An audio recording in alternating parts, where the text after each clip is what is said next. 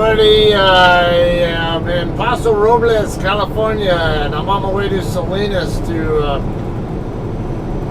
kind of pick up a load there. It's a kind of weird situation. You know, I was in the middle of a 34-hour reset, and I was actually most of the way done with it. And I only had a couple hours to go before my clock would have reset, and then they wanted me to come up here and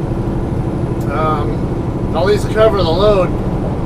So they had me drop my load that I was taking to from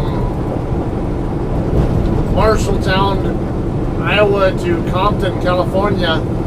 They had me drop it in the San Bernardino drop yard and then grab it empty and start coming up here. But the problem is I can't get up here by the time the place closes. So I let them know, yeah, my ETA is going to be about 1800. They close at 1700 or 5 p.m.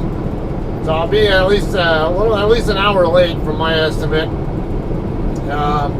So they made a contingency plan and had a local area driver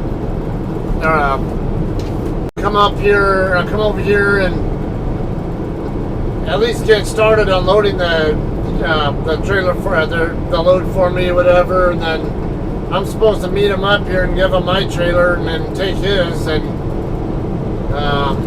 eventually take it to Kansas. Now I'm not going to have anything for hours to work with over the next day though, so I might end up doing a full 34 before I leave the Salinas area. Because by the time I get done here, it's the load's not due in Kansas until the 26th, so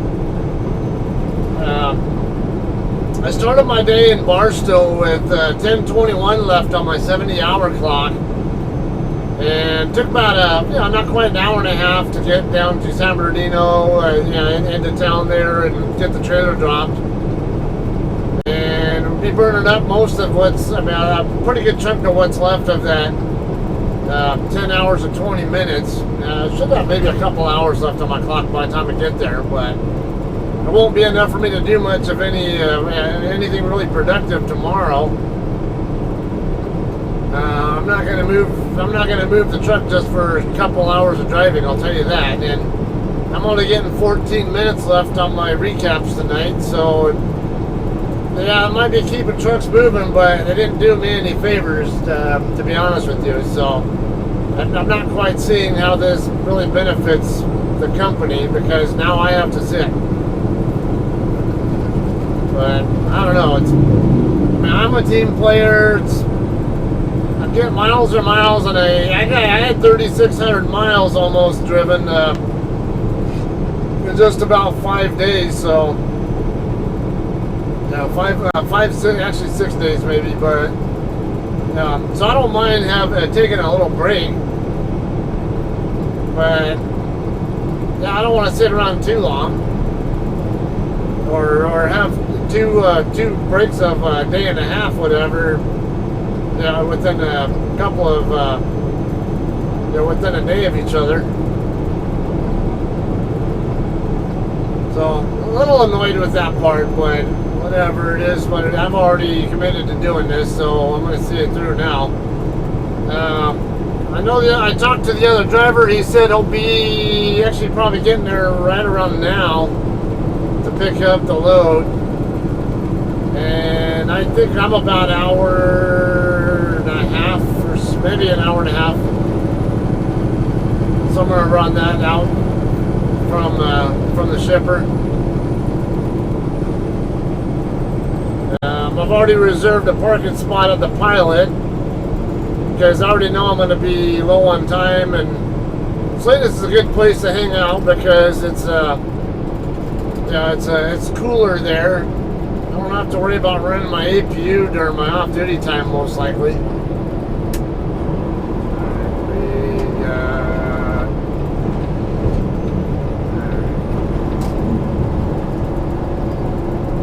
Over here for the lane closure.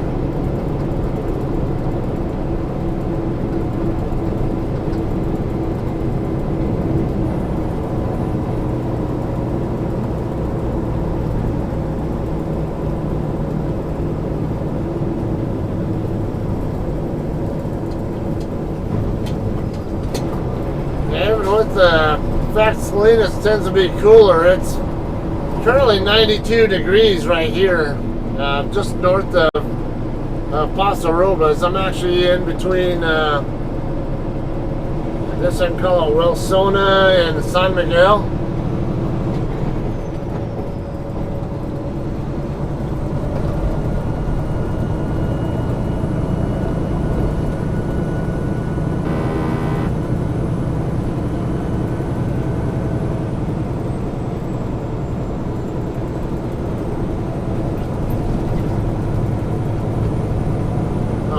Getting into San Miguel right now then, I guess.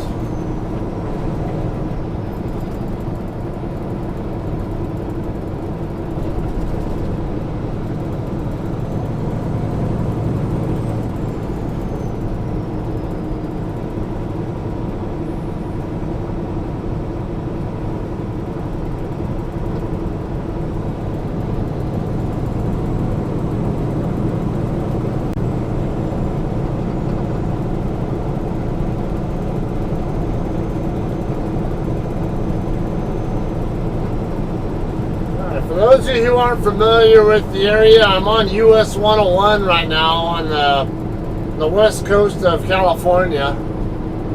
I'm not right on the ocean, but I'm not far away.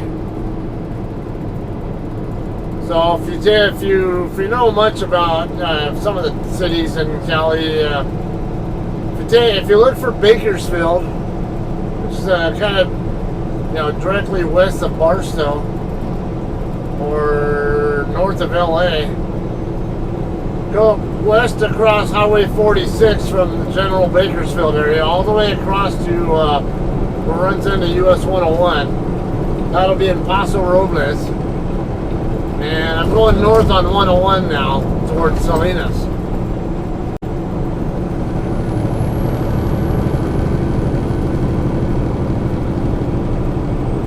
Salinas is on the way up toward Gilroy or San Jose, or San Jose is the biggest city over in that general area. San Jose is not too far south of the Bay Area, also known as San Francisco and Oakland.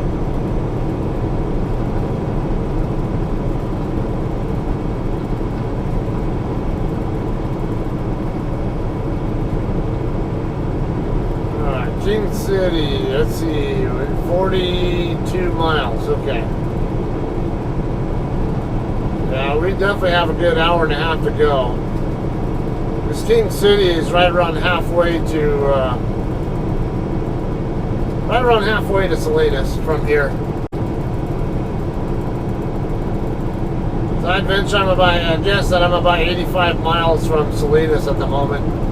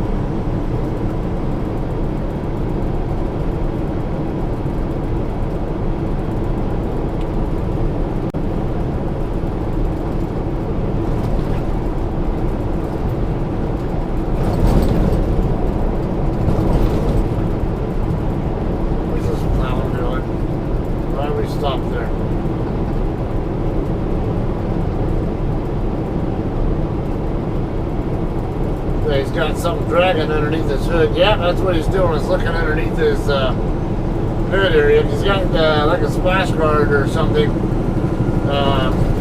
dragging on the ground. He must have heard it and stopped to check on it.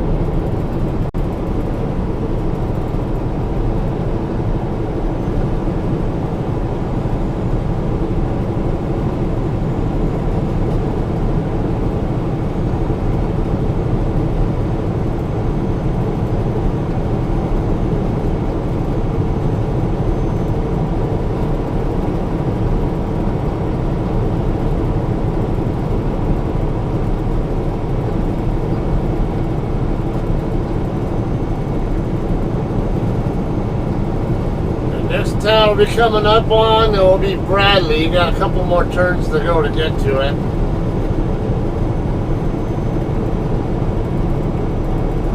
Mission San Antonio, founded in 1771. Exit 252. 8 miles ahead. Camp Roberts. 240, exit 244 coming up.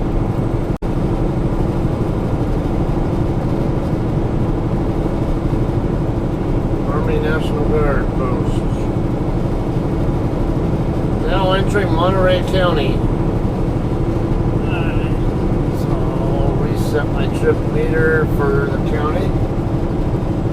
Because in California, the mileposts usually go by county instead of state. Some of the several western states here, when you're on a U.S. highway, they all tend to go by county and not by state. But interstates, even California, still uses county mile markers instead of state, which is no other state that I know of does that. In fact, I've been in every state except for Vermont, New Hampshire, and Rhode Island, so I can definitely say that California is the only state in the entire country that I know of that does not use state mile markers on the interstates. But as far as the county mile markers on U.S. highways, Cali is actually not the only one that does it. If you go through Nevada, they'll do the same thing.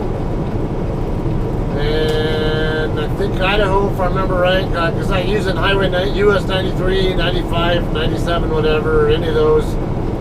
If I recall, any of the states that are not in Cali that goes through, they all do the same thing, if I remember right. It's been a bit since I've used those particular routes, so.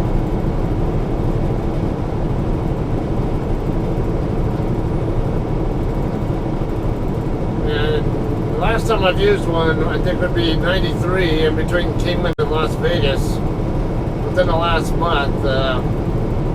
I'm forgetting. I think it is by county there also.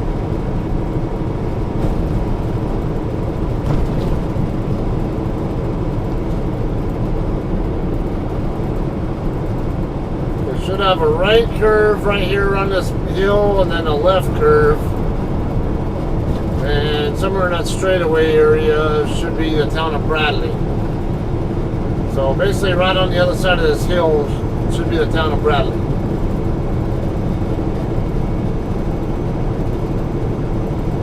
Crossing the Nacimiento River now. Small one.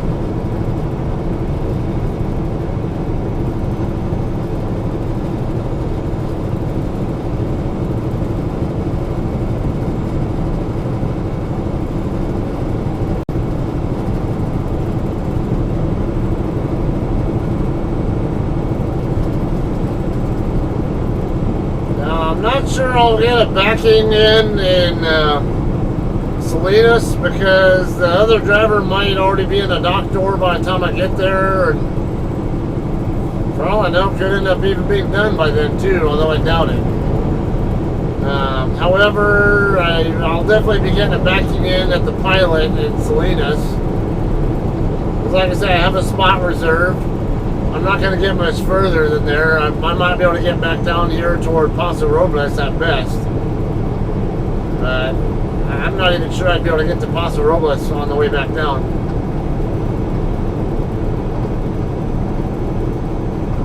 Talked to the other driver. He's going to be picking up tomorrow morning in Lemoore. So, man, I already got this trailer ready to go just in case. Oh, I didn't even notice that. Yeah. Contacted the other JCT driver out of the corner of my eye after he was already passing by. Kind of zoning out on that.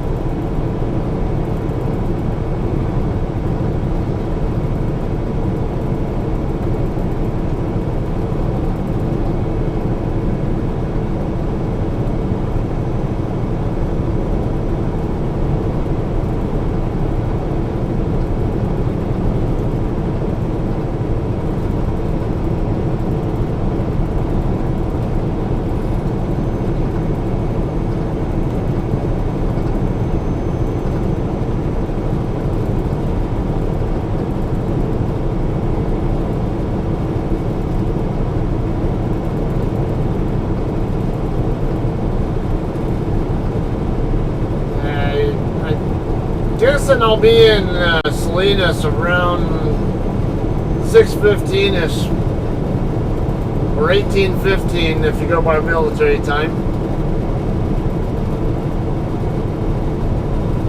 See how good my guess is. Last time I stopped was in at the Flying J. I did my 30-minute break there. The Flying J in Lebec.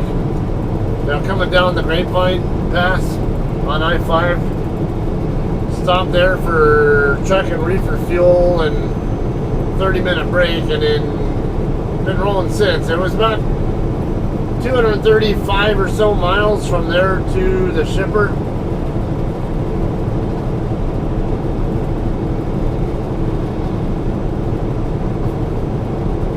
So it should be about a 4-hour drive total from there, and maybe just a hair over. I'm guessing that should put me there around 18:30, 18:15ish, give or take a little bit.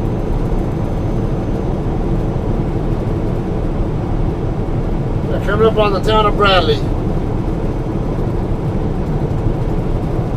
Probably not much of a town, probably small. I've only been through here a few times.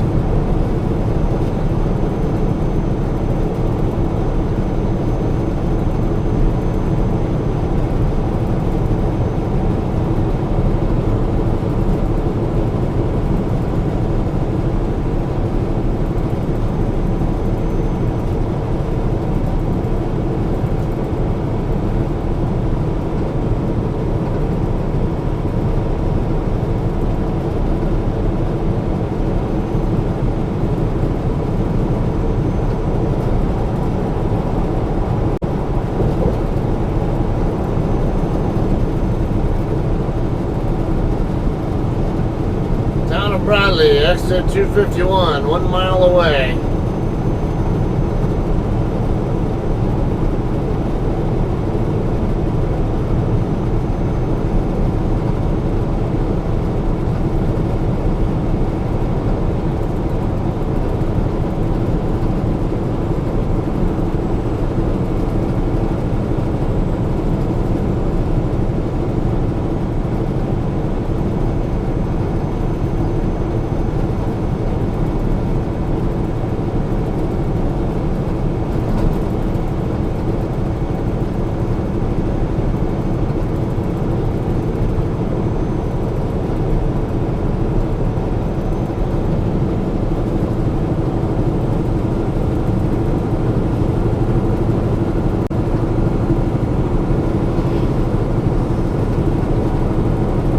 Exit 252, Fort Hunter Liggett and Colon Road, 3/4 mile away. It's also Monterey County Highway 18.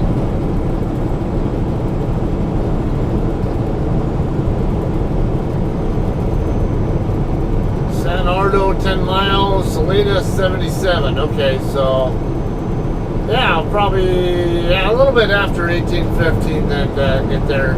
18:15, 18:20 if I had to guess.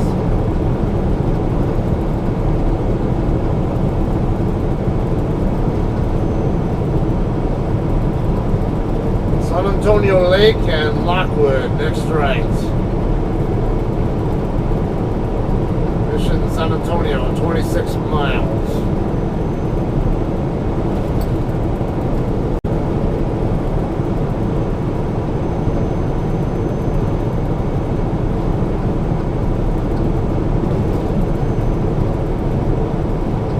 Next town is San Ardo.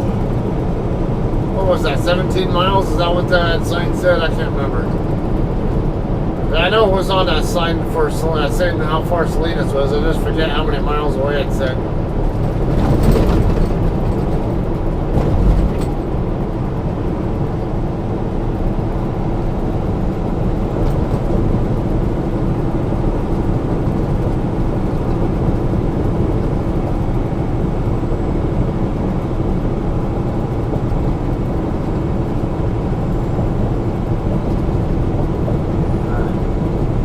Only got not even 9.5 miles and it's already at mile marker 10.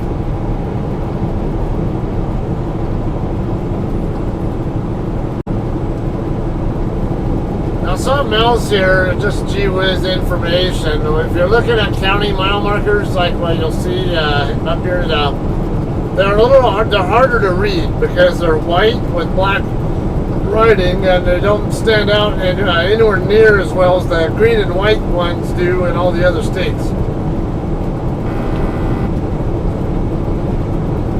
Now sometimes you'll see an R before the mile number, and what that means is it's a realigned area.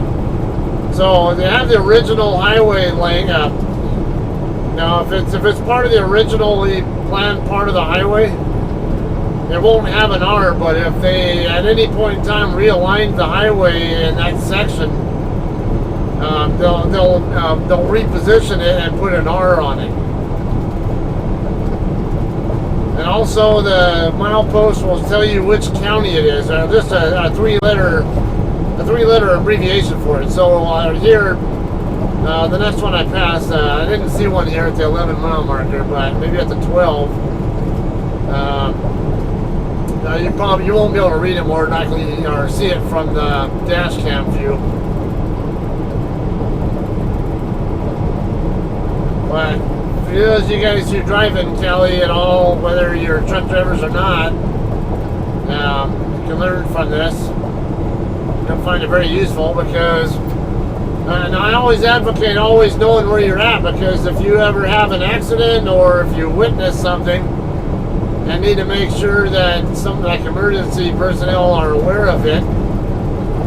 Okay, here's the 12 mile marker right here. It says MON, which stands for Monterey, the name of the county I'm in, and then it says R12.00. So that means it's a realigned point at mile marker 12, or basically mile marker 12, and the milepost has been realigned.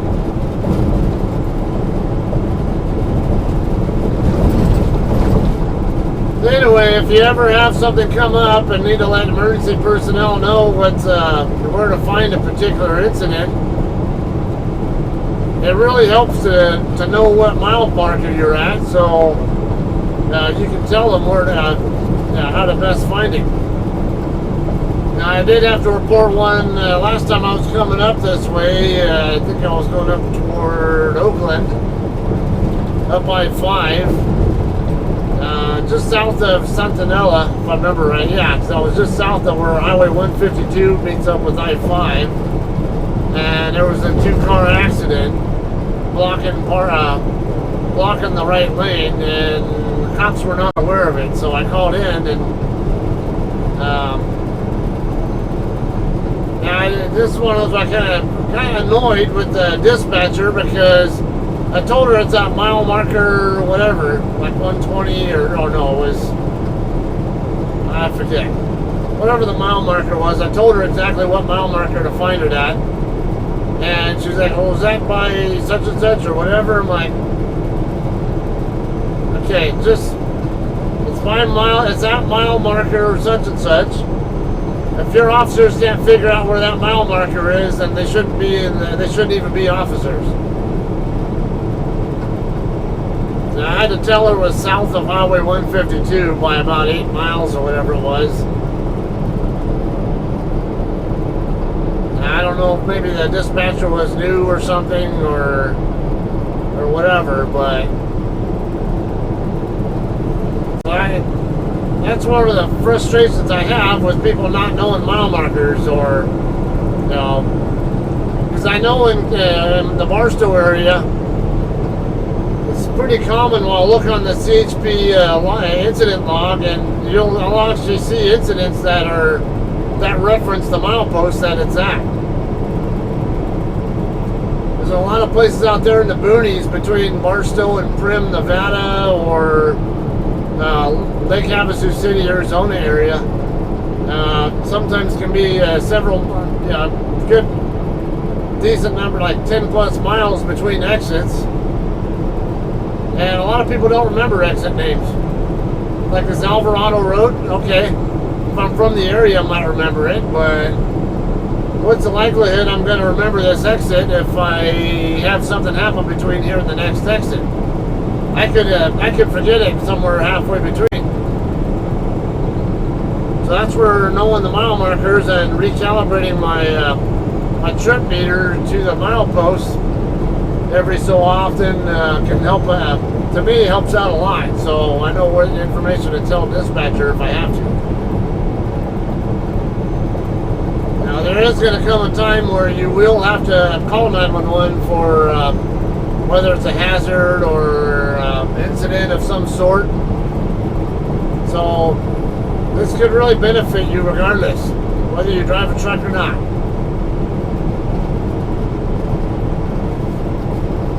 Got a lot of oil pumps here, as you see. Central Cal, especially the Bakersfield area, has a pretty good number of oil wells, I guess you would call them.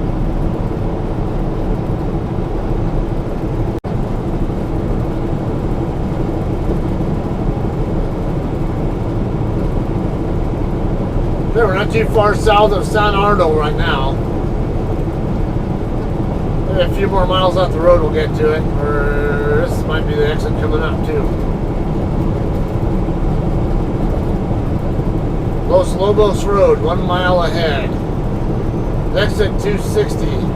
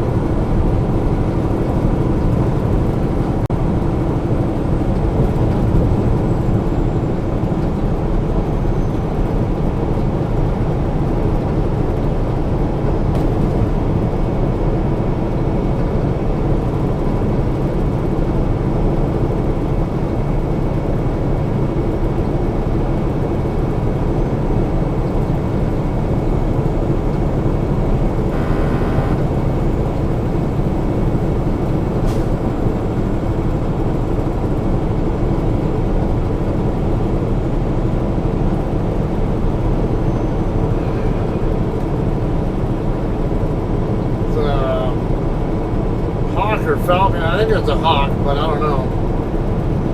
Sitting on that bill there that you saw. I don't know if you saw it off the right shoulder.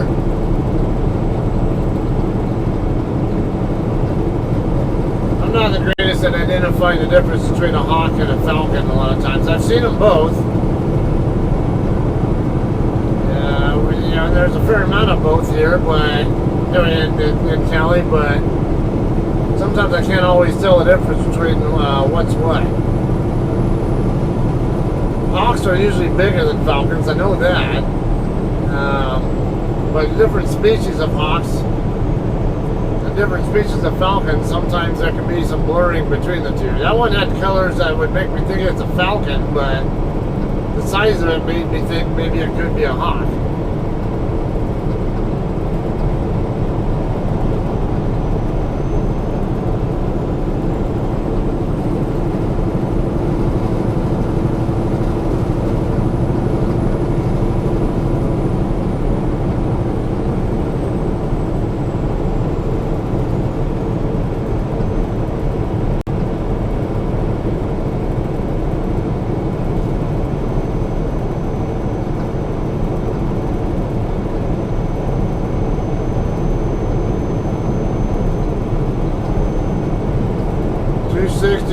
San Ardo, Paris Valley Road, 1 mile ahead.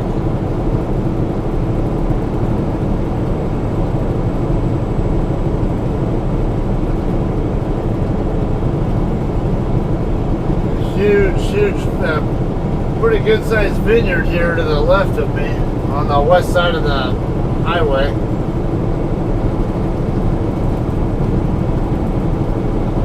I guess 2 of them, yeah, it's a lot of acreage there. Next service is 16 miles ahead. That'll be up in San Lucas.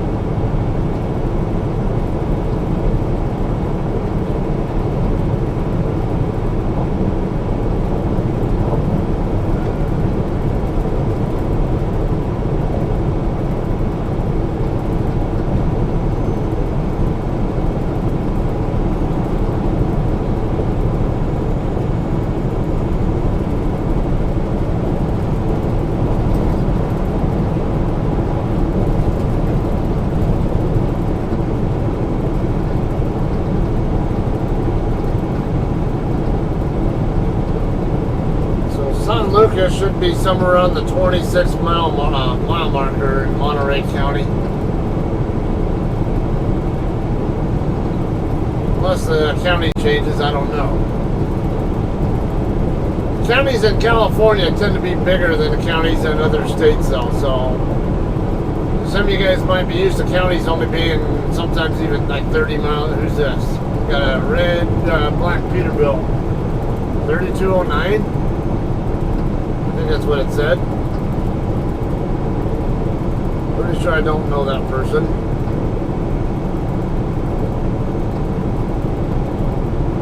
Oh, actually, yes, I do. That's James Tully. Okay.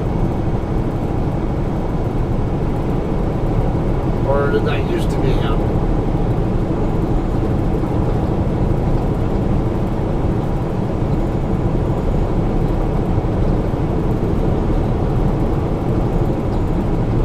Yeah, it's a guy I know. At least who used to drive that truck. I don't think he's with us anymore. I used to be friends with him, but I unfriended him on Facebook because when I met up with him over in Virginia, over in Whitfield, Virginia once, because we both we're doing 10-hour breaks there and met up for dinner. He told me some bullshit story about how he was also in the Air Force like I was, but then he said he flew Tomcats and Apaches. I'm like, bullshit. You weren't in the Air Force. I was like, yeah, I was. I was like, no. We don't have F-14s in the Air Force. I never did. Only the Navy. And he said that he was over in,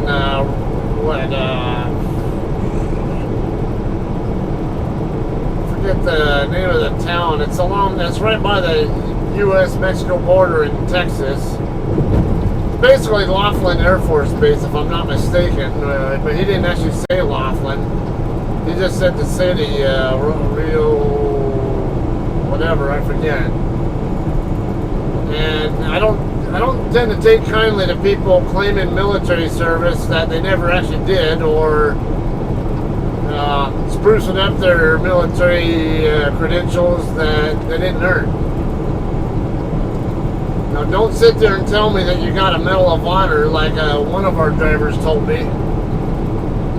And this guy claimed to be in the Army, a different guy, I mean.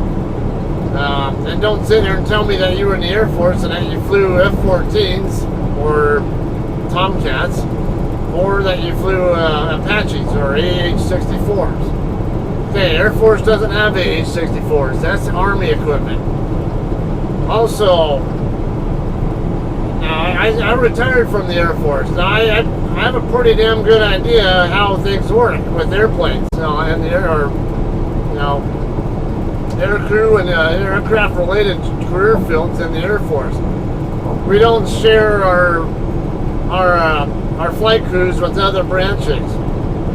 Now, they have had occasions where they had Air Force flight crews embedded with other units, but usually they fly their own aircraft, if I'm not mistaken, and not the sister branch's aircraft. And I'm not sure they even still do that. That was quite a while ago when I remember them even doing something like that.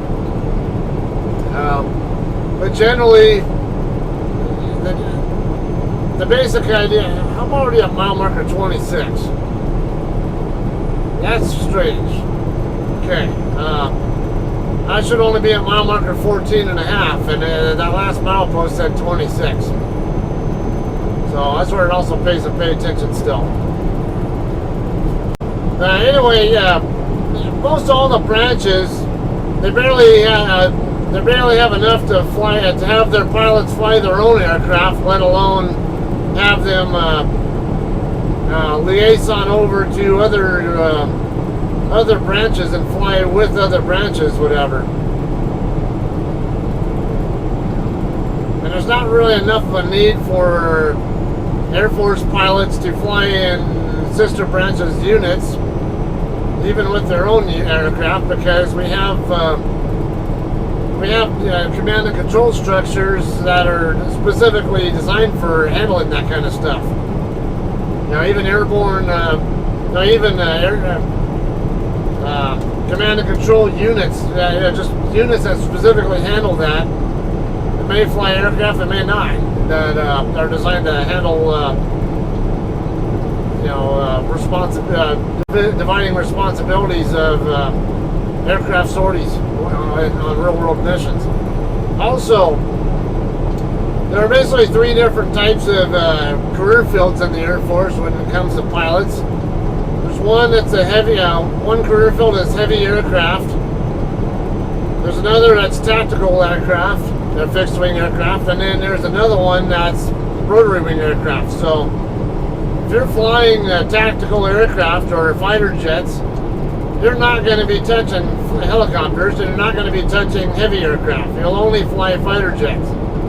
And if you have a if you have a heavy aircraft career field, you're only ever going to be on heavy aircraft. You're not going to fly fighters or helicopters and so on. So the guy to me was full of shit. So I don't take kindly to that. I don't like bullshitters as it is. Don't give me some phony story to make it sound like you amount to more than you actually are. Just be yourself. I don't care if you don't have the most accomplished childhood or life or whatever as a whole. Now, you have experiences you can share that are honest, whether they're good or bad. So what? Let's talk about it. But just don't sit here and give me some bullshit story, especially about being in the military, when you're talking to somebody who spent 20 years in the military and knows how things work.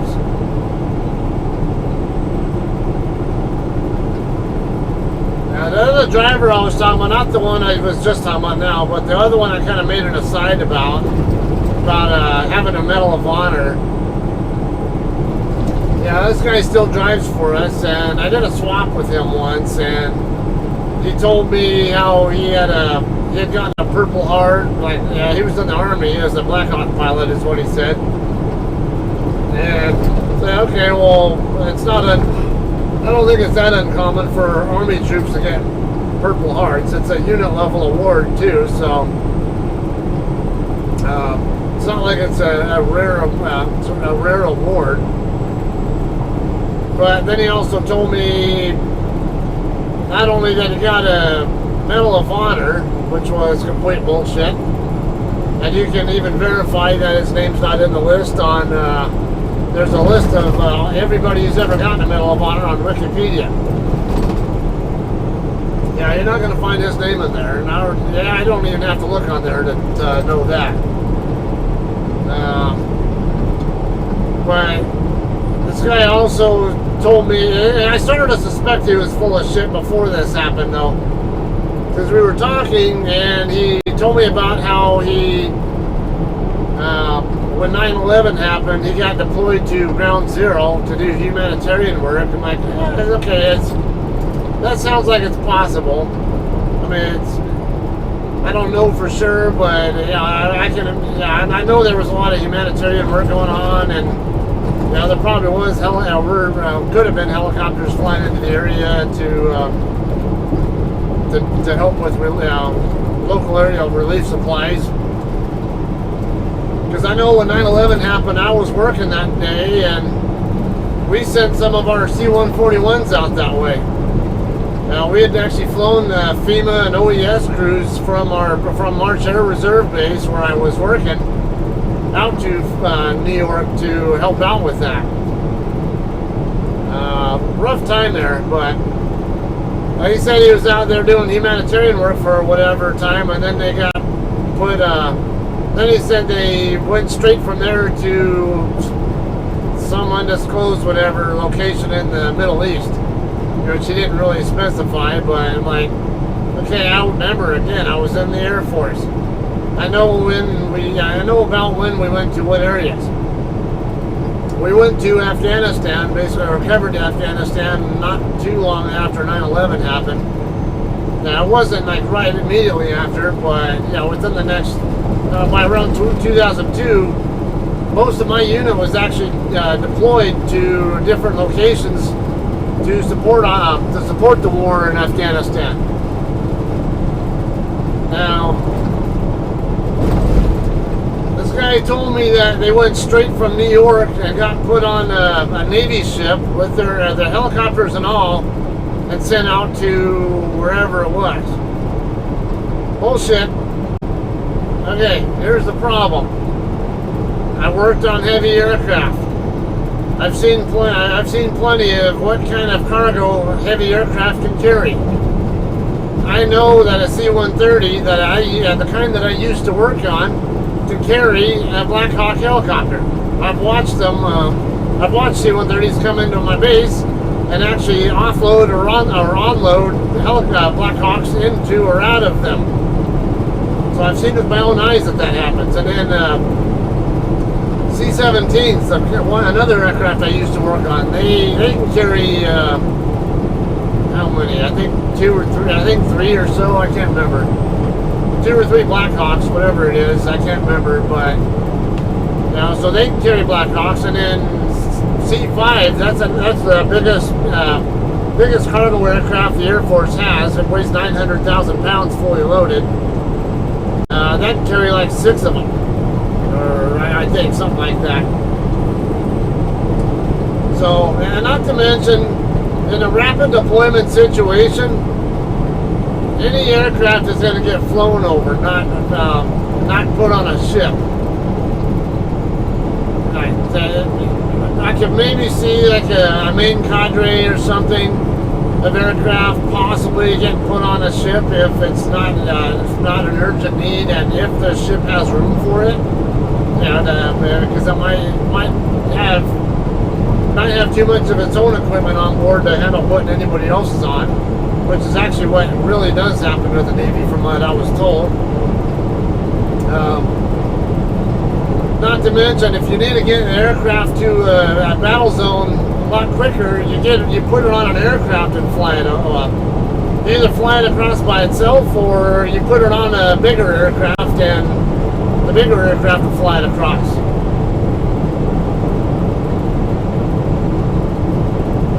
And that was common with helicopters. With Air Force helicopters, they would normally get put on Air Force cargo aircraft and flown across, and then they'd offload them and wherever they're at, and they were going to be operating at, and then fly them out of there, whatever.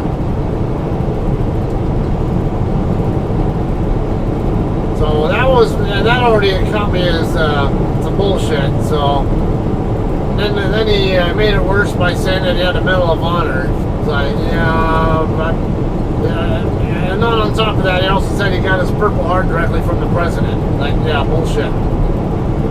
Purple Heart's a unit level reward, jackass. They don't. Your own unit commander can give you that one. Because there is a protocol with what level of command is authorized to award certain decorations. So like the Medal of Honor, only the president can give it out. But Purple Heart, your own squadron or battalion or whatever company, whatever kind of unit you're in, the low level, the commander of that unit you're in is the one that can actually give that one out. So again, I don't take kindly to people not only claiming they have military service they didn't actually have, but even if they did serve, claiming that they got more awards and decorations than they really got. Alright, 278, Wild Horse Road coming up a mile ahead. And I'm south of King City now, if you're following on a map. Mesa Verde Road, next right. I don't need to embellish my military service. I did 20 years, and I'm proud of that. And it had its good and bad points, but I don't regret at all doing that 20 years. I felt like it made me a much better person too, and I did something. Did a lot of stuff for the good of our country as well. I'm not going to sit here and embellish my service record and tell you I did this or that or whatever, or got this or that award that I didn't actually get.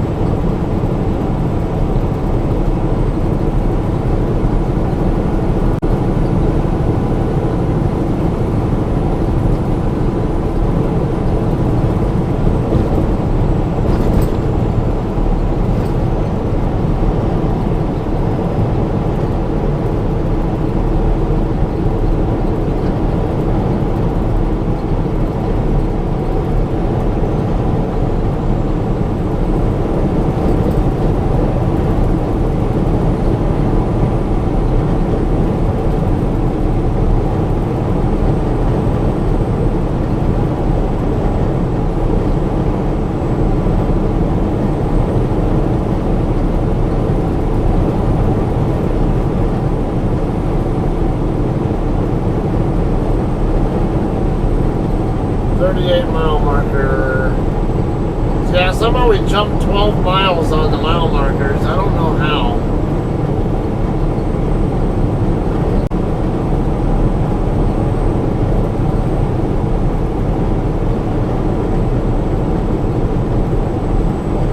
I don't know if a realignment had something to do with it or what. Like maybe they straightened out a section of the highway that used to be more curvy. If I had to guess, that could be part of the reason why that is the case. What do we have here? First Street, exit 281, 3/4 mile ahead.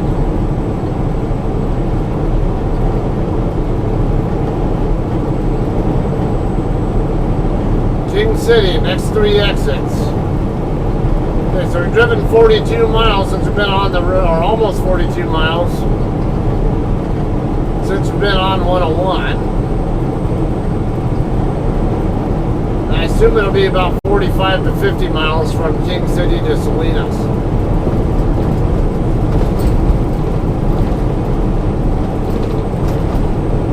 Actually, that one sign did say 77, so yeah, we're within 50 miles.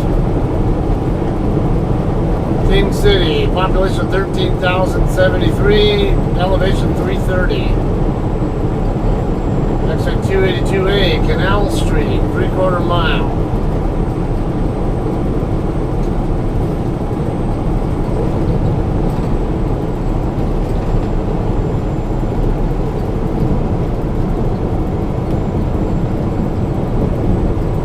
What the hell is this thing behind me? Some kind of I don't know, some kind of a Jeep Range Rover looking kind of utility vehicle. Oh, a Mercedes? I think that's a Mercedes logo on the front of it. Yeah, that's a Mercedes. I didn't know they made SUV or like Jeep kind of vehicles, whatever, an SUV, whatever you want to call it.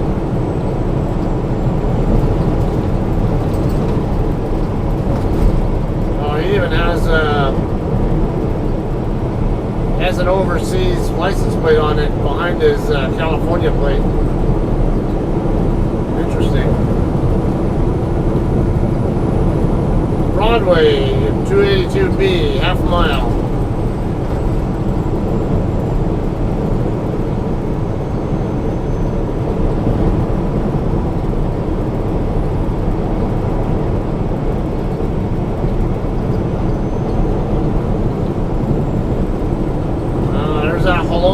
Again, we already passed a version of that earlier. Exit 283, 1 mile ahead.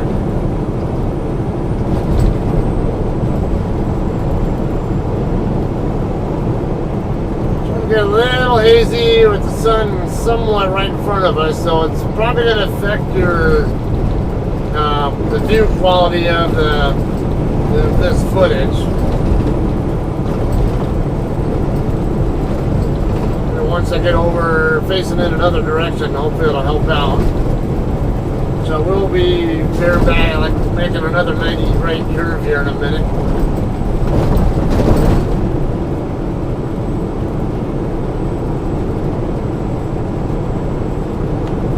Wow, the long road. pick up on the on-ramp. Gotta watch to see if he's going to be a concern. And I have a Camaro behind me, so I have to be concerned about them too. Alright, good. This pickup won't be a factor now. The Camaro stayed far back enough anyway, so it wouldn't have mattered. But being in a curve, it's not a good place for a truck to be changing lanes, especially to the outer, especially from an inner lane to an outer lane on a curve. It's a bad place to be switching lanes because you can't see around the corner of your trailer to make sure it's really clear back there.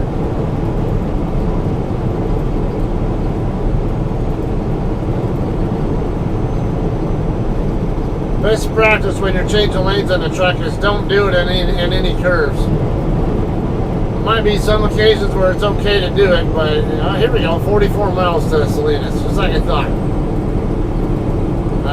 The best practice is always do it on a straightaway, never on a curve.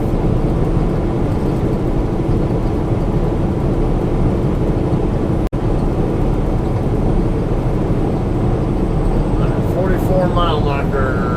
44 miles away, so reset my trip meter again. Alright, just got past King City.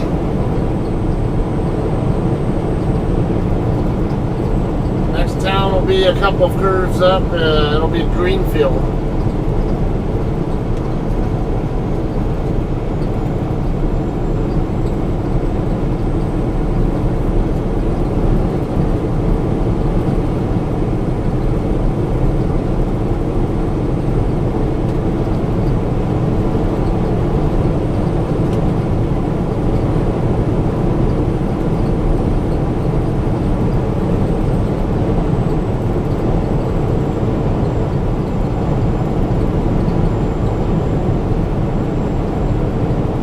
40 brisk wind here right now. I don't know what how windy it is. It's probably above 10, below 20 if I had to guess.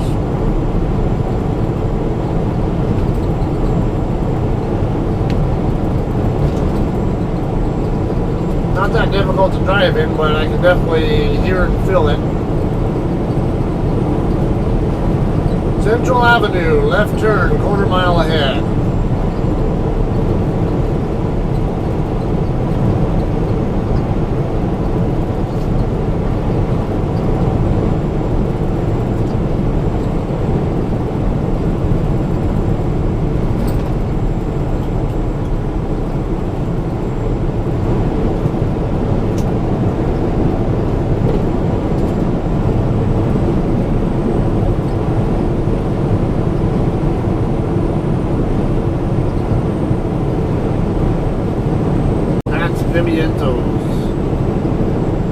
Allen and Pattonville.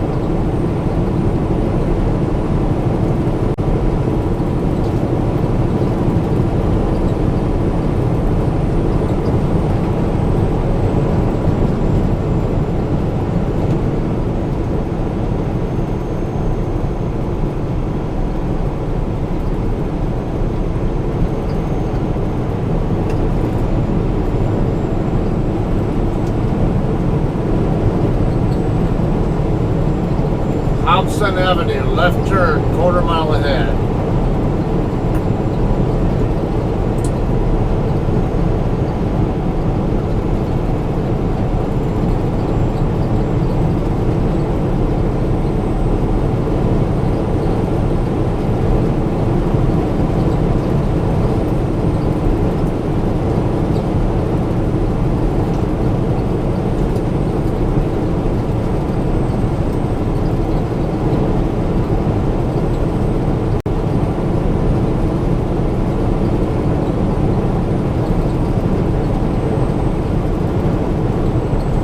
Chippy going the other way.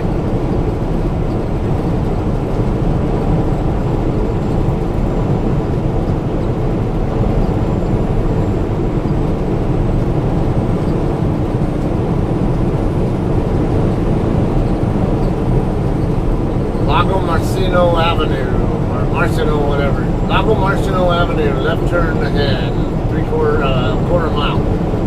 1/4 mile.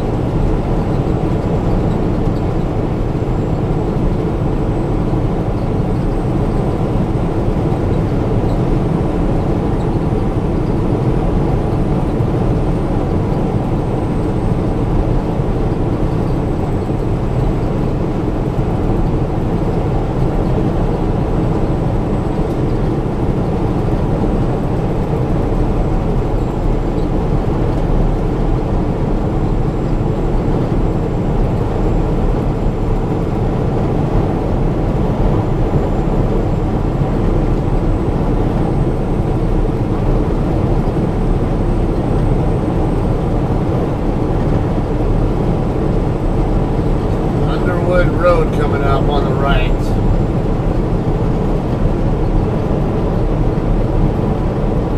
Just south of Greenfield now. In fact, that's the next exit coming up here. Just over a mile ahead now.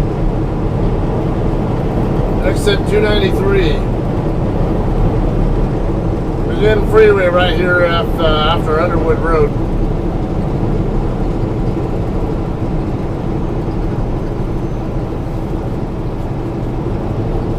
Greenfield, next 4 exits.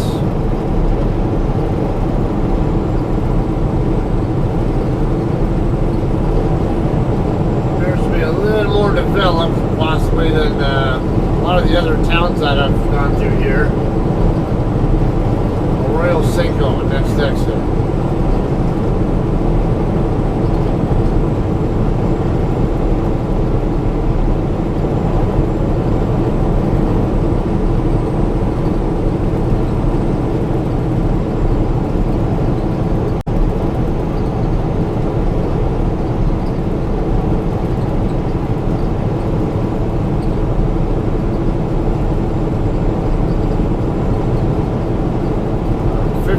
Mile marker in Monterey County now. It's the original configuration here, or highway configuration where I'm at now.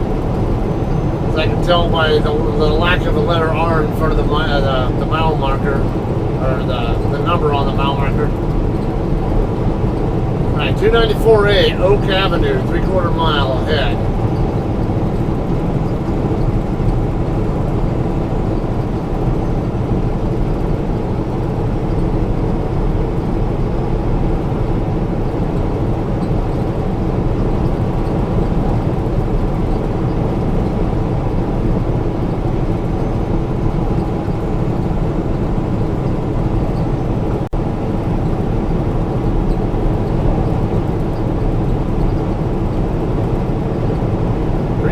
City limit. What kind of population do we have here? 17,547. Elevation 283. Exit 294B, Walnut Avenue, half mile ahead.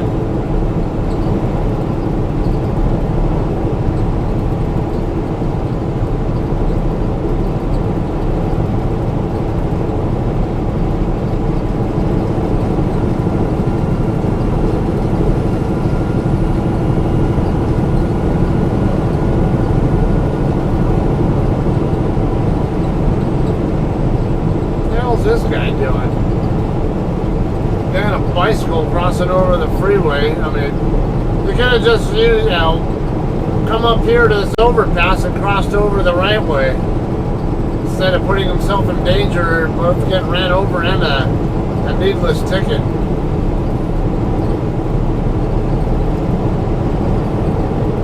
And there's a CHP right there too. Didn't even know he was doing it.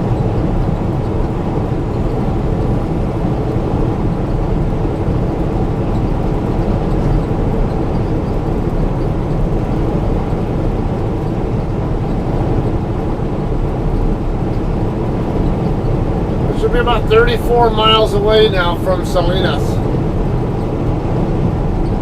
A little over half an hour out at 7:40. It's 17:45-ish local time, or 5:45 p.m. for those of you guys who don't do military time. And like I said, just over half an hour out, so it does look like it's more solid now. It's going to be around 6:20 or 18:20. When I get to Salinas.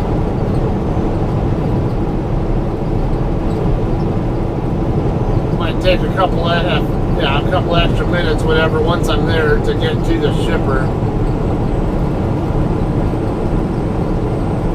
But in the ballpark, 1820 would be my ETA, at least to be in the immediate vicinity. Salinas 32 miles away. Soledad, 6 miles out.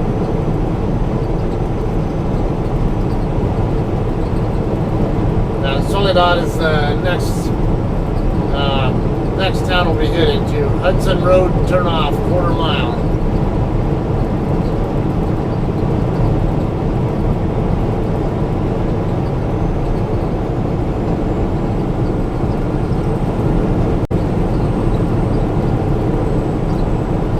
Wonder why I seem to have a bit of an accent at times. I have been asked by people where I'm from. I'm actually from here in California originally, but because I tend to pronounce especially the vowels a certain way, it tends to come across like I'm from. I've been asked if I'm from England or Wales or Scotland or wherever. Just whatever foreign English-speaking country you usually get asked. No, I'm originally from Southern Cal. I've lived, born and raised there, lived my whole entire life in Southern Cal outside of my military service and Air Force, a year in college. But now in California, for one, I do speak some Spanish. I'm not the greatest at it, but I do speak some. My wife's a native Spanish speaker, and plus I'm around enough Spanish speakers in the area, so I don't know, I'm just kind of used to it. I kind of pick up on their a lot of pronunciations or some of the linguistic rules that Spanish follows, especially when it comes to a lot of the cities and towns names here, because a lot of the cities and towns here were around before California even belonged to the U.S. And they were, because California used to be part of Mexico back in the day, and I had the U.S.-Mexico War back in 1812, and then later on when basically after that war, the U.S. ended up taking ownership of a lot of the territories that used to be part of Mexico. That included California, Arizona, Nevada, if I remember right, Utah, New Mexico. Several states were part of that. And then after the California gold rush happened in 1848, or actually 1849, or 1848 is when gold was discovered, and then the gold rush happened in 49, if I remember right. And that's actually, speaking of, that's how the San Francisco 49ers got their team name, it's from the gold rush. But 1849, or not ballparks, when California became a state. I don't remember the exact year it became one. 49, or I want to say 52. 1852 for some dumb reason, but I forget. But anyway, it's beside the point here. A lot of the towns and cities here in California are they still have their original Spanish names. So that's why you might hear me pronounce a lot of stuff the Spanish way.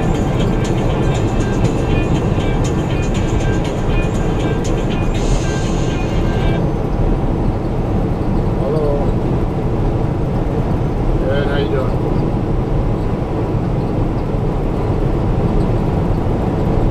No, I'm about 30 miles out. Or not quite 30 miles out. I talked to the other driver though. What?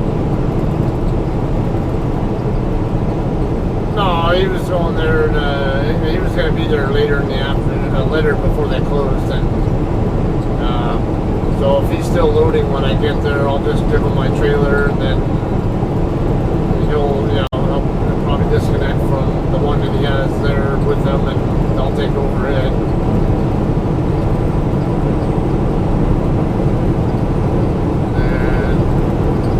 Eventually, once I'm done loading, I'll just go straight over to Pilot. I already reserved a parking spot over there anyway.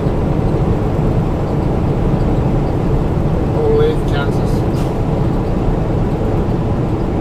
And I'm not going to have hours to work with tomorrow. I'm not 2 hours left on my clock right now, and I'm not even in Salinas yet. I'll be down to probably about an hour and a half by the time I'm done, and I'm only getting 14 minutes back tonight. The 26th.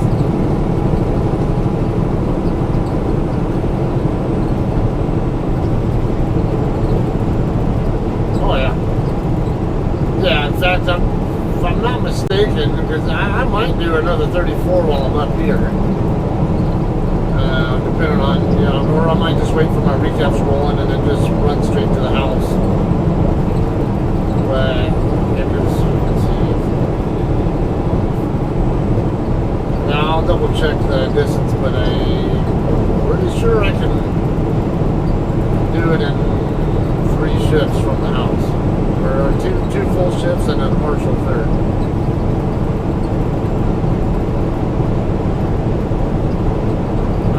Definitely be looking into that. If I'm running a good enough PTA, I definitely will be coming back to the house on the way out of town.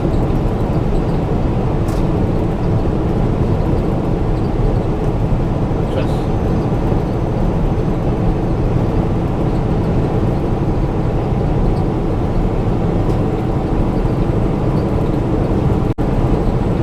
it's been fine so far. I got a little bit slowed down on the 210 earlier, but it wasn't too bad. And plenty of cars on the 5, but again, it wasn't that bad. Not as heavy as I've seen it. And man, I didn't want to go through Lost Hills, so I cut across Laredo Highway, which is like 10 miles south of Lost Hills, and went up that way, but then I got stuck behind another truck that was, I guess, heavy and a lot slower to accelerate than I was, and I couldn't get around him for anything until he finally turned off the road. Yeah, but all's good now. I'm on the 101 right now. I'm already north of King City.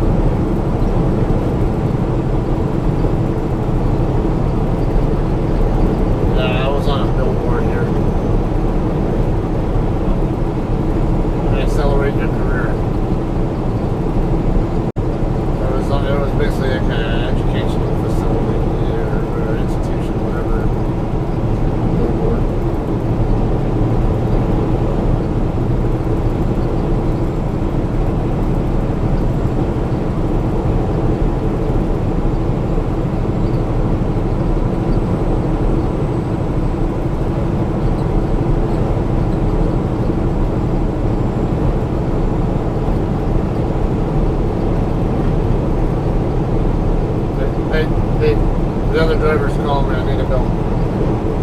Alright, let me go. Hello. Oh, thanks.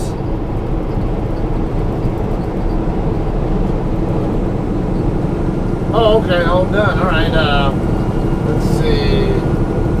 Do you want to just meet a pilot then, or?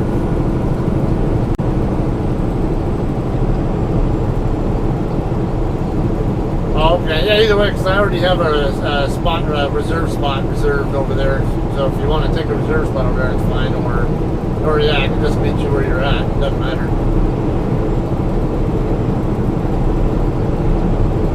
Okay, that sounds good.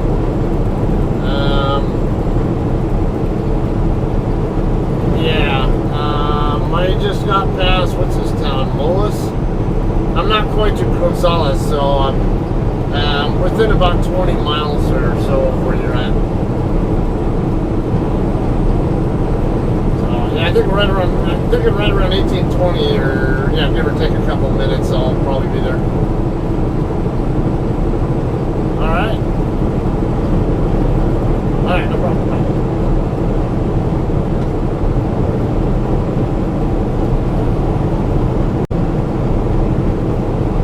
Okay, so just talked to the other driver. He's already done loading. He's going to hang out there at the shipper for now until I get there. He's already dropped his trailer. There's plenty of room there, so I'll just meet him there and give him my empty there and take his loaded and go straight to pilot from there.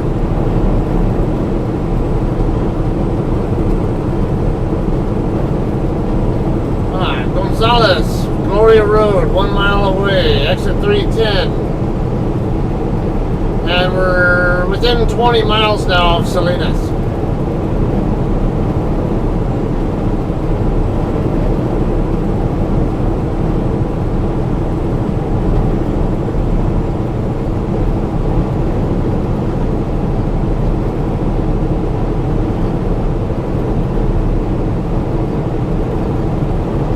It's not a bad thing that he doesn't want to go to pilot. He's already disconnected from the trailer anyway, so as I told him, I already reserved a paid parking spot over at that pilot, so I'll definitely have a place to park regardless of how full it is there. But now I can get you probably two backings in now. I can show you. I can do a backing at the shipper and then another backing at pilot to show. I should have shown one earlier today when I was at our drop yard in San Bernardino, but I forgot to set up the camera ahead of time. What is this crap? Someone made a mess here. What is this? Oh, a bunch of wrapper packages of some sort, I think.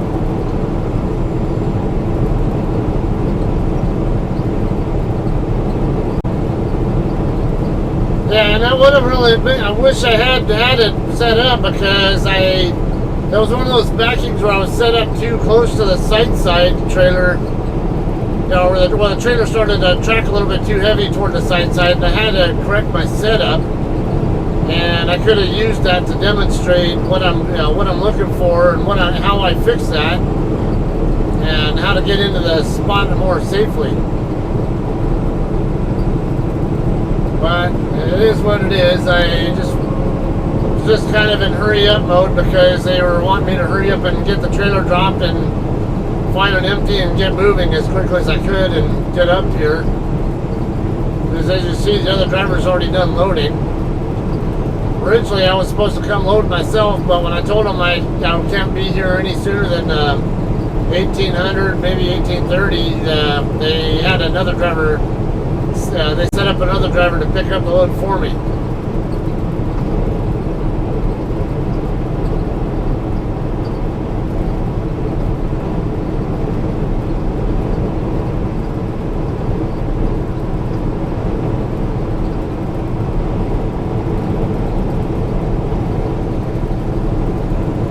Come on, hit your gas. I'm not slowing down for you. You got a mile of space in front of you. You can hit your fucking gas pedal.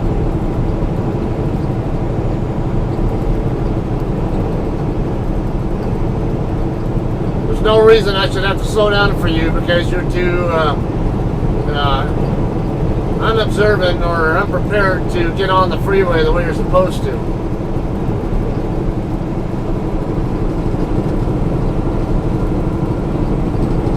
Old Stage Road, 1 mile ahead, exit 313. I want to say 326 or somewhere in the ballpark there is where I'm looking for. So, you know, maybe 12, 13 miles away, somewhere in the general area before we'll be getting off the road.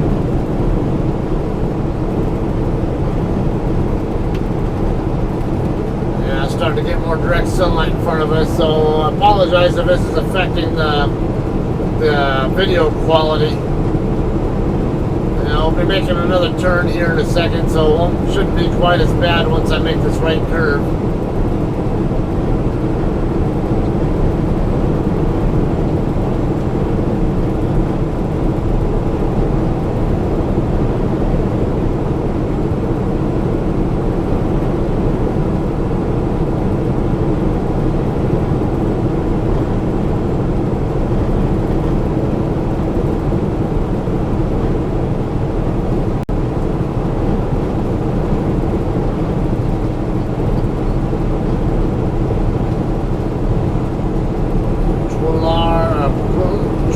Whatever, 4 miles. Salinas, 14 miles.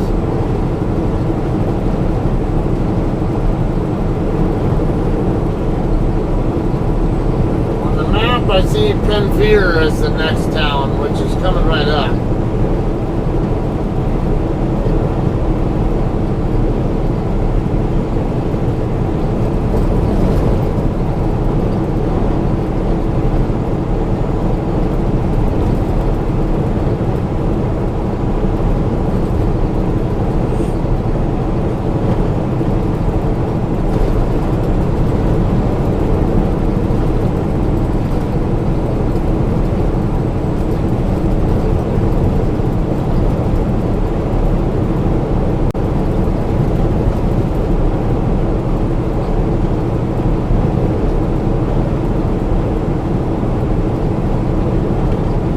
Shortage of farmland here, I'll tell you that.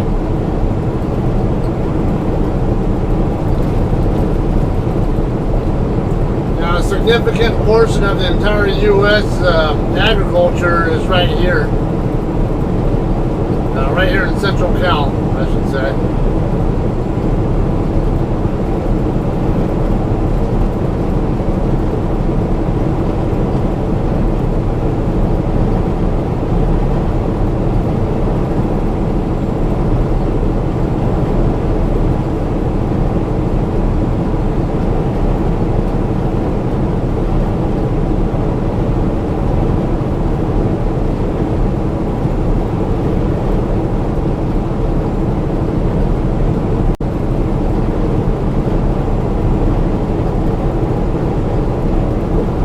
That's supposed to be some sort of scarecrow? I don't know.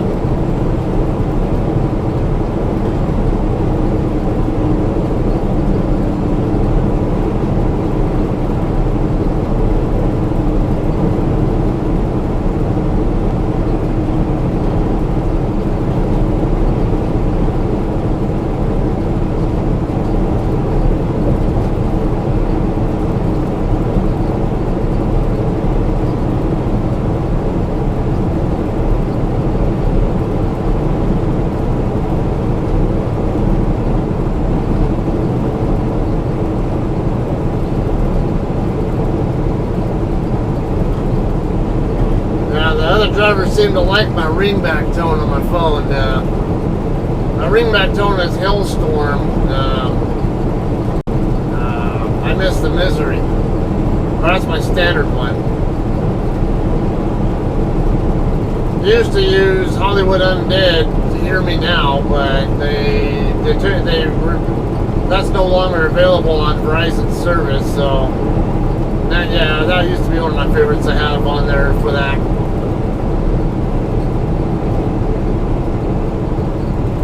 They have some of my other favorite groups in there, but they don't tend to have the particular songs that I'm more interested in having as my readback tones from those groups. So it's kind of just, you know, figure out whatever. I guess hard to make up my mind what to use sometimes.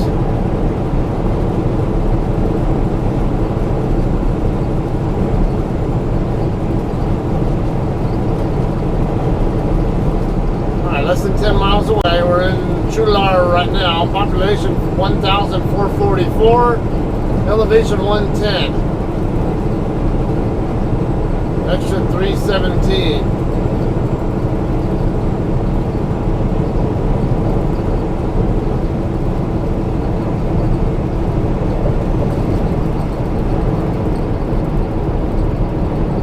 This guy's getting on the freeway.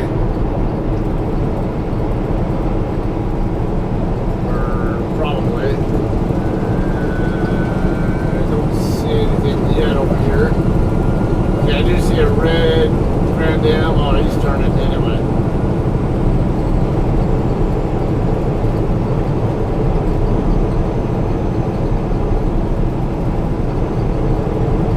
Alright, 10 miles away.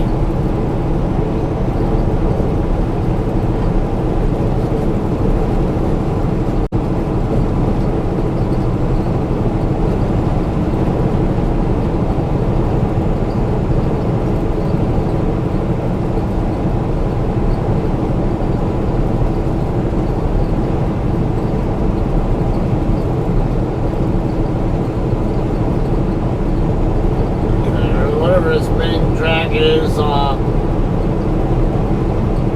the south end of Salinas. Looks like I can get off there and go straight up.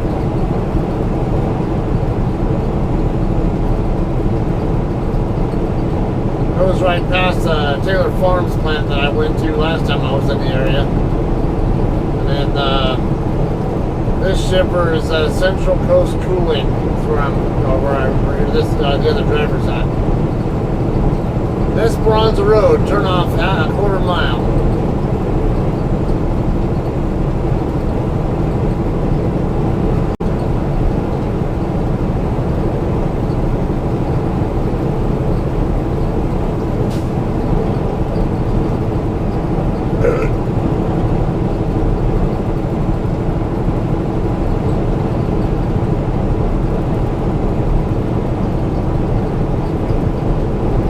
Look up the receiver, the shipper. It's 1080 Browers Street, or Road or whatever. It's called Central Coast Cooling.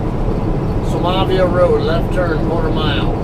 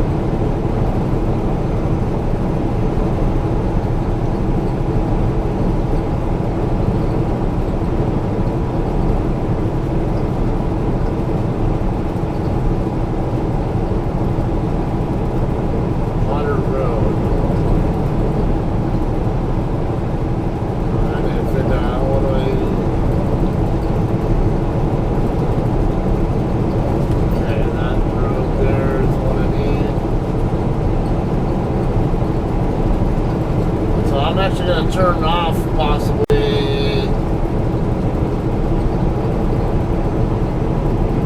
and just a couple miles up here.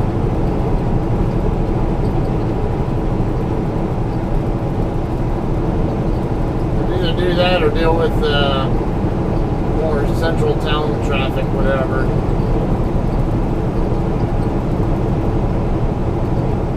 Spence Road.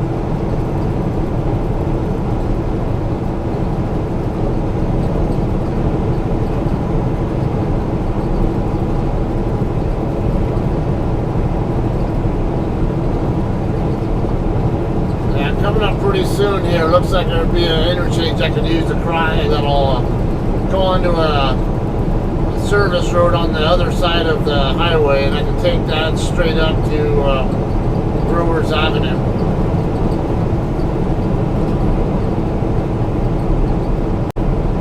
Hartnell Road, turnoff, quarter mile. Abbott Street, Spreckles, left lane. I'm looking for, I can't tell what side I need to be on. I want Abbott Street, so I think I better come over here if I need Abbott Street. Now, left exit, come on over here. Lane must exit.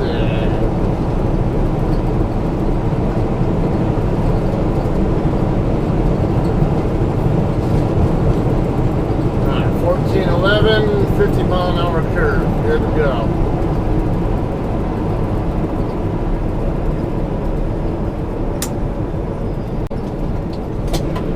50 mile an hour curve, but I can't see too far, so come through here a little slower just in case any surprises come up.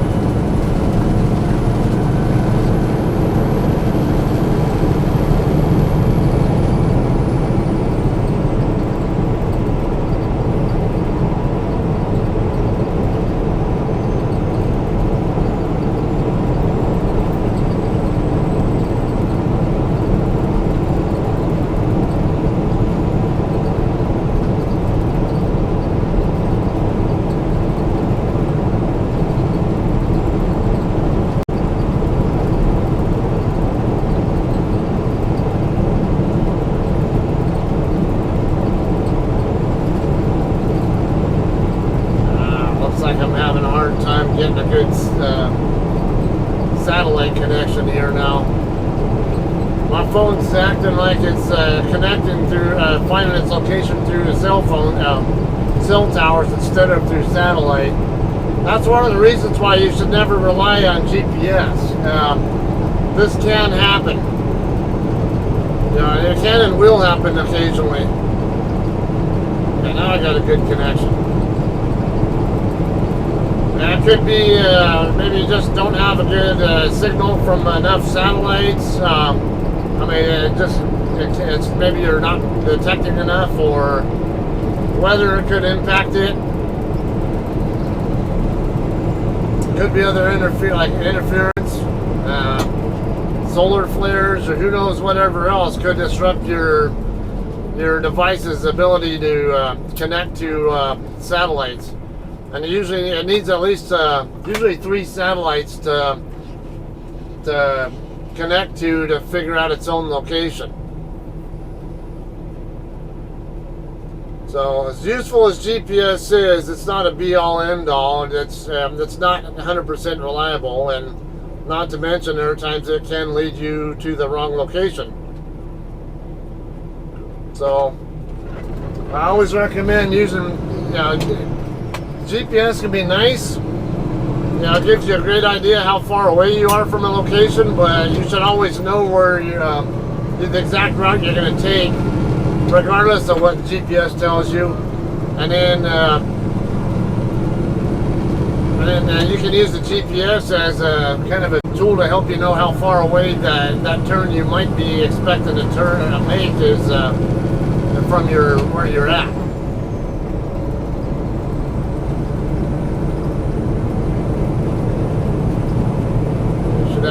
One more, I think there'll be a light up here at Harkins.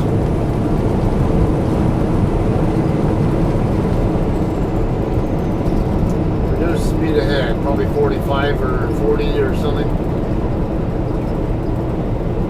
45, okay.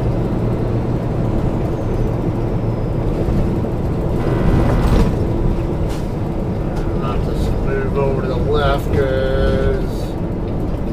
street after this light up here will be the one I'm going to turn on.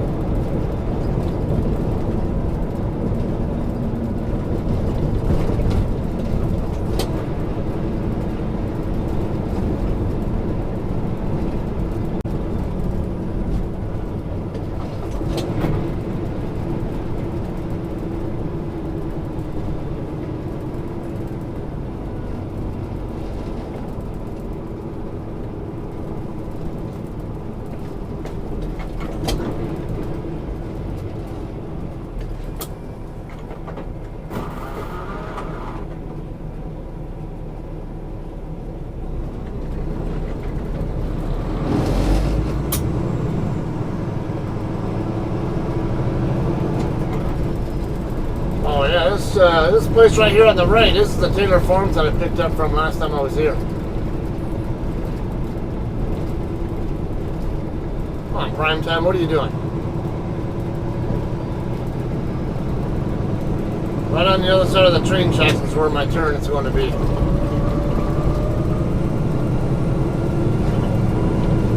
This guy looks a little confused, not sure where he's going. Oh, Central Coast Cooling right here. Is this? Yeah, this is the turn, it looks like.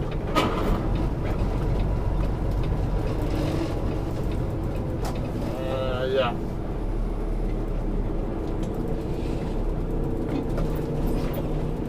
$10.40. Field trucks only.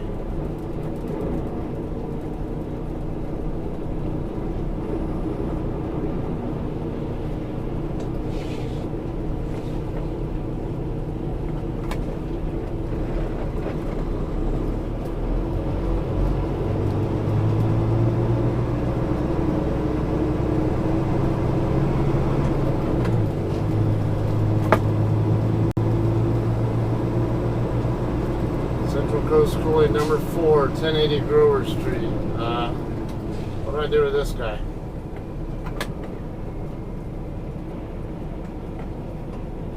Oh, okay. I'm like, what's this guy doing?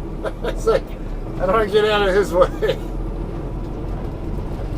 That thing is super wide.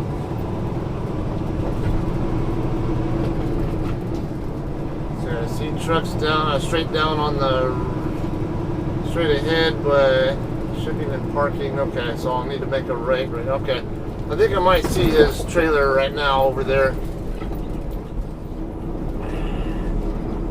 I saw the back end of what's probably a JCT trailer over on the right side of this. Yeah, that's him.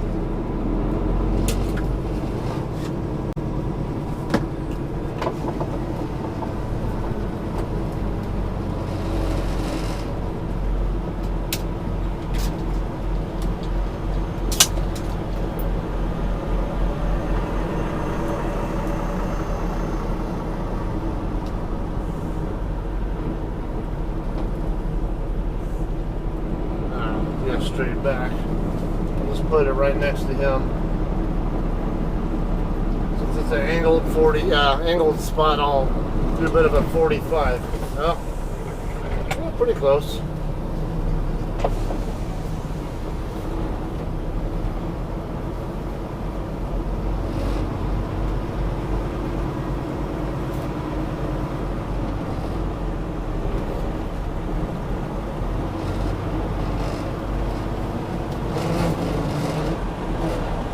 Got to put my four-ways on, but oh well. A little late for that now.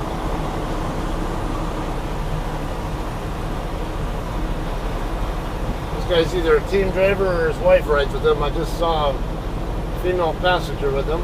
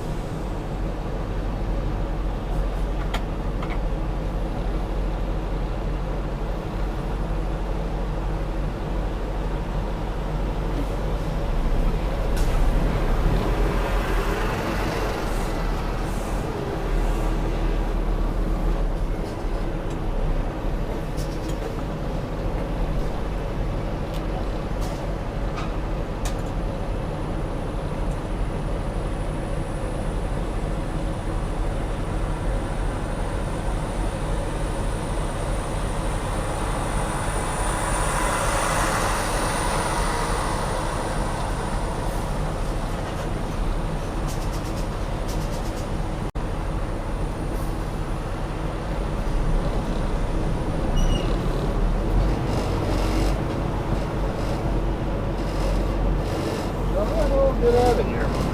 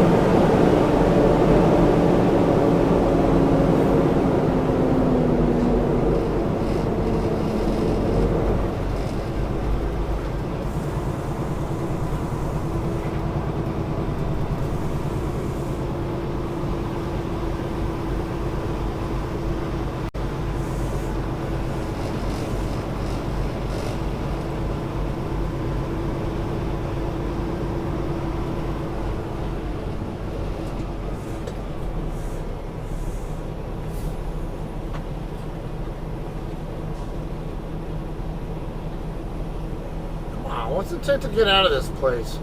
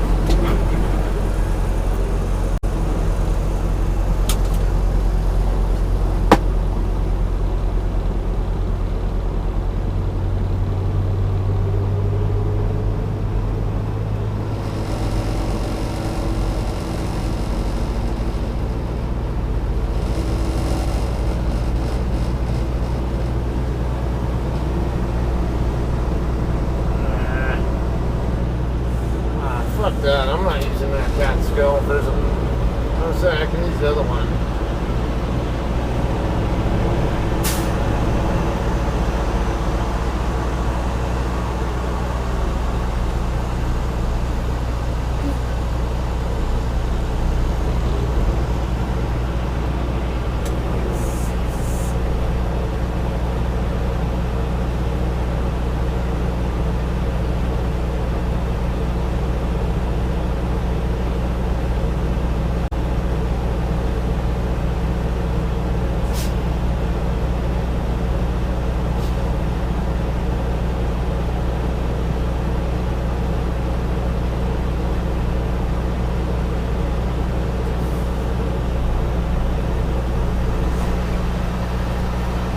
What the hell is going on here?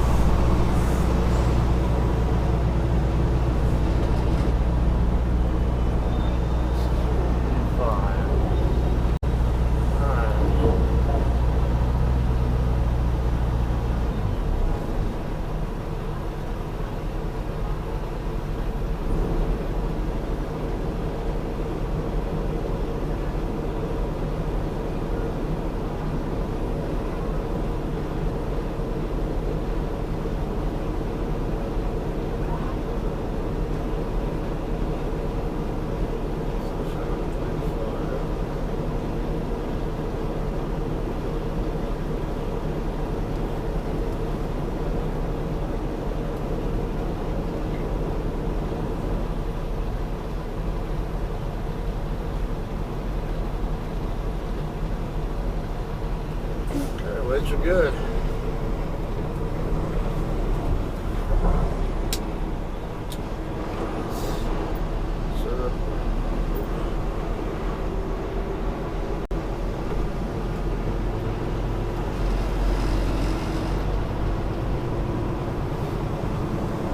This guy's going to make it hard for me to get into my spot, aren't you?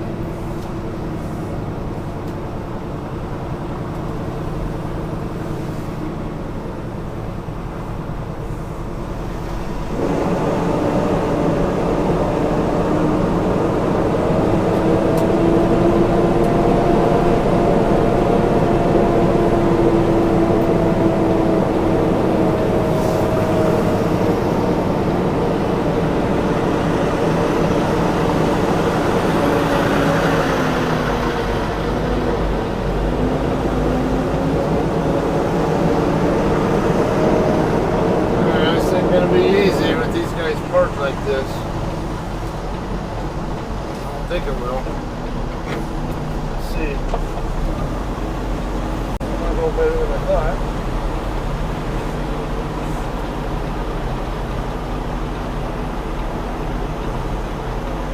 Yeah, that's going pretty nice. Just don't know how to maneuver the tractor where I want it.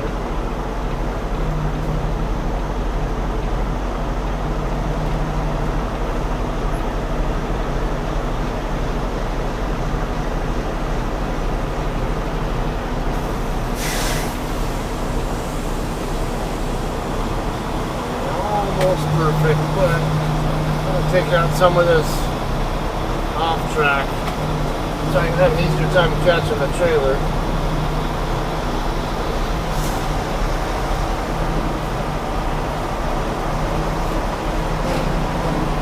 That's good, we got a winner now.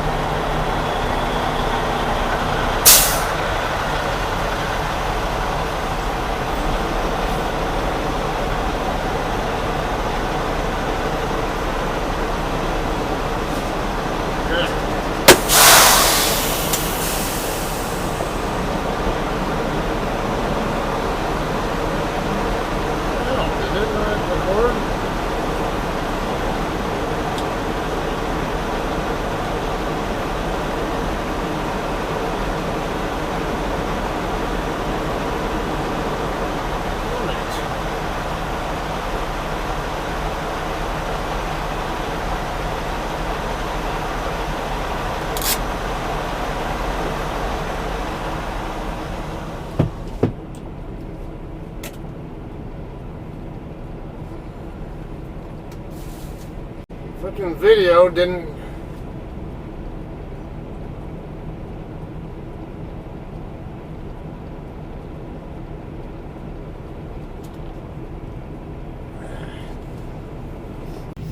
Alright, well, I thought I was recording this, the side view of this backing here. It would have been great, but apparently it didn't actually record. I swore I hit the record button and got it to start, but apparently it didn't. So I apologize for that, but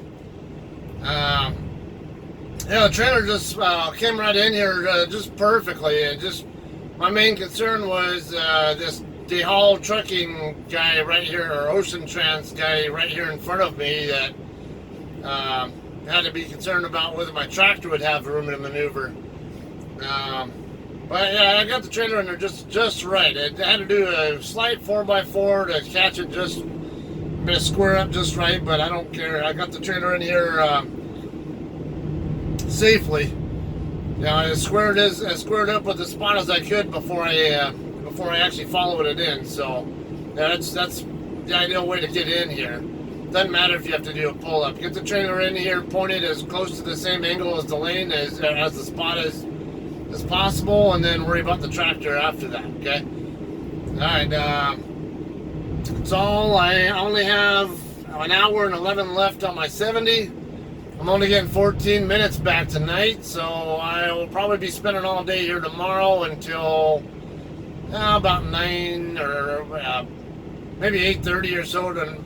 yeah, that's smart. Pay attention to people passing by, huh? Yeah, that's really smart. Not even paying any attention, are you, idiot? Anyway, yeah, bobtail on another truck coming by, and he's trying to pull out. Not even a care in the world for who's already there. So, well, anyway. That'll conclude this video. Like I said, I really wish I could have gotten the side view of this backing. I apologize that it didn't actually record when I thought it was. Hopefully I get some more footage for you in the, within the week. I will probably stop at, I don't know, if I'm guessing I'll stop at my house tomorrow after tomorrow night when I get my hours back. But I gotta double check my my ETA to the receiver, which is in Olathe, Kansas. So see what it's going to take for me to get there. I should only be able to use, I should only need 3 full shifts, but I can't get this thing moving until the end of tomorrow because of the lack of hours. So like I say, hopefully. Yeah, I probably won't have any footage for you guys after tomorrow, but then again, there's a lag time between when I record the footage and when I actually post it to my YouTube. So just keep watching, like and subscribe if you aren't already following my videos, and have some more footage for you guys soon. Okay, thanks.